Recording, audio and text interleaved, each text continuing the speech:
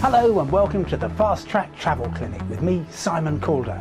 First, Dennis got in touch from the Ugandan capital Kampala about a ticket to Istanbul that was hit by a price hike. I made a reservation with Turkish Airlines and later reconfirmed the flight and fare. But when I came to pay for the ticket, the price had increased. Surely they're legally bound to honour the fare we originally agreed.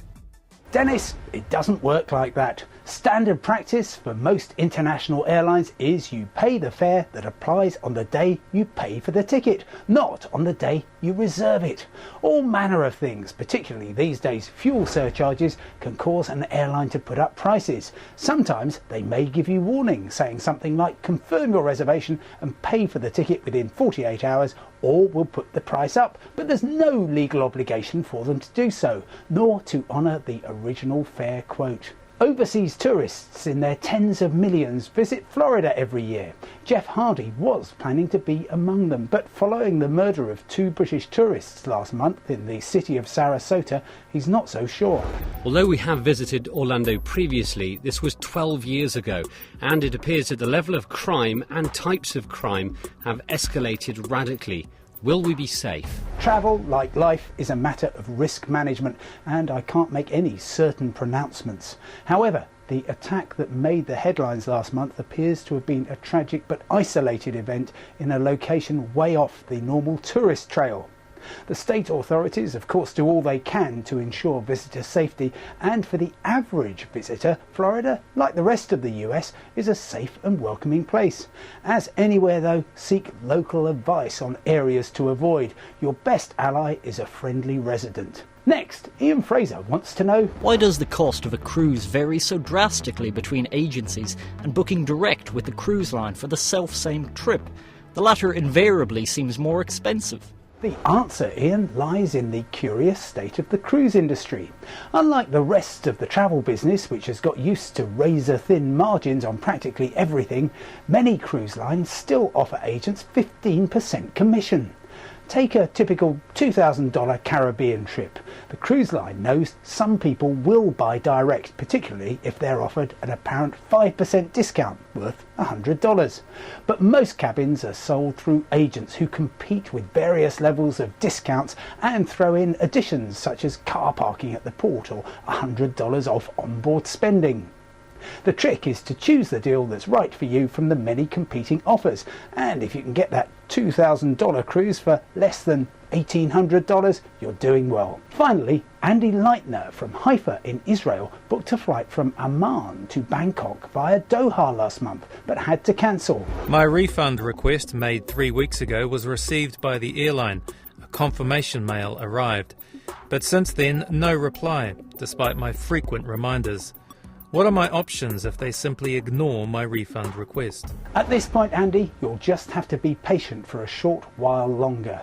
The airline says while it aims to process refunds within 5 business days, it can take up to a month for the refund to appear on your credit card statement. If that doesn't happen, Qatar Airways provides a contact number you can call 24/7. But if you're still not satisfied, get in touch with Fast Track again. And if you've got an issue with an airline, hotel chain or cruise line that you'd like us to address, just email fasttracktravel@bbc.co.uk and I'll do my very best to find you an answer. That's all we've got time for in this session of the Fast Track Travel Clinic. From me, Simon Calder, bye for now and see you next time.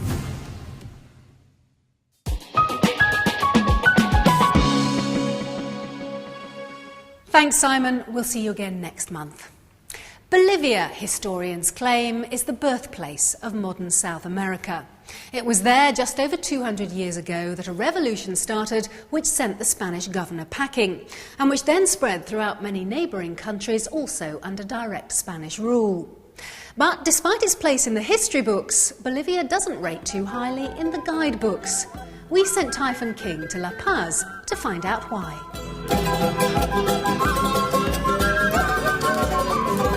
Remote, multi-ethnic, loud, built on top of a mountain, and certainly lacking in offering as much oxygen as I'd like. This is La Paz, a fast-paced city where I felt like I'd arrived on another planet. Thankfully, Hotel Presidente was there to help out with the oxygen. As the world's highest five-star hotel, but not by international standards, they're used to visitors struggling to acclimatize. Great. In spite of sitting on a wealth of natural resources, Bolivia is the poorest country in South America, and its tourism industry is also gasping for air. Bolivia receives only 800,000 visitors a year, and the majority of those are young, independent adventure travelers drawn to this land of extremes. Even regular tourists often become unwilling adventure travelers in a country that frequently experiences political instability and civil disorder. I think the key thing to remember about Bolivia is it doesn't have a lot of infrastructure. So perhaps the thing that people find most frustrating is that buses are late, they break down, flights are sometimes cancelled, things like that. One instance of poor infrastructure has become popular though. To bike 12,000 feet down a mountain on the world's most dangerous road. Well, I'm not quite sure what the appeal of this is, but being a responsible, and maybe that should be irresponsible journalist, it's time to find out.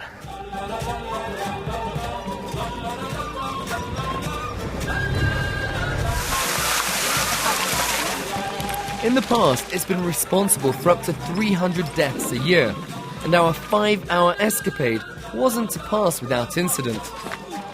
It wasn't as painful as it probably looked, but it was scary when it happened. Later, we lost one of our riders, who rode off the road down a straight drop of 30 feet.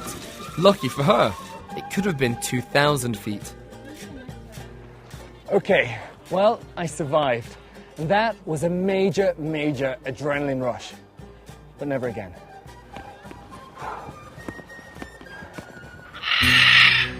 The other face of Bolivia lies at the bottom of its mountains, surrounded by Amazonian rainforests. In particular, the rapidly developing tropical city of Santa Cruz.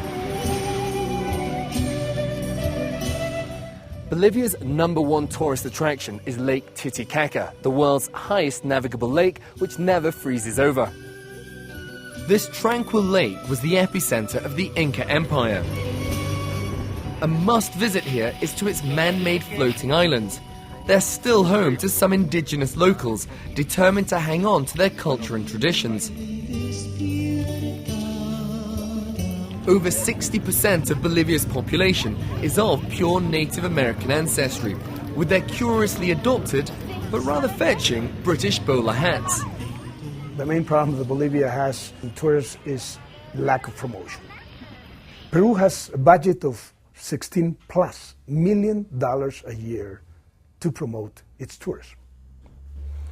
In our country, it's $600,000. Yet Bolivia has much to promote and is very affordable for tourists. A good meal costs as little as $8.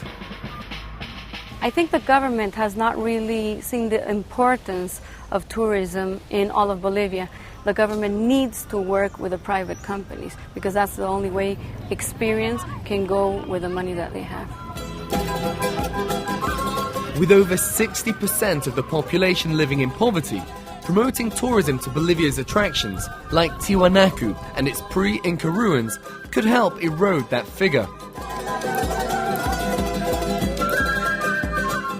Typhon King on one of the world's deadliest roads. Rather him than me. And that's it for this week's programme. Do join us next week if you can, when Rajan looks at the most compelling evidence yet that frequent business travel can damage your health. And don't forget, you can check out everything we're doing at our website. That's bbc.com/fast track. And for more travel treats, go to bbc.com/travel, where there's a special report on cruises for people who don't like cruises and a feature on dining etiquette around the world. But until next time, from me, Fiona Foster, and the rest of the Fast Track team, have a good week, thanks for watching, and bye-bye.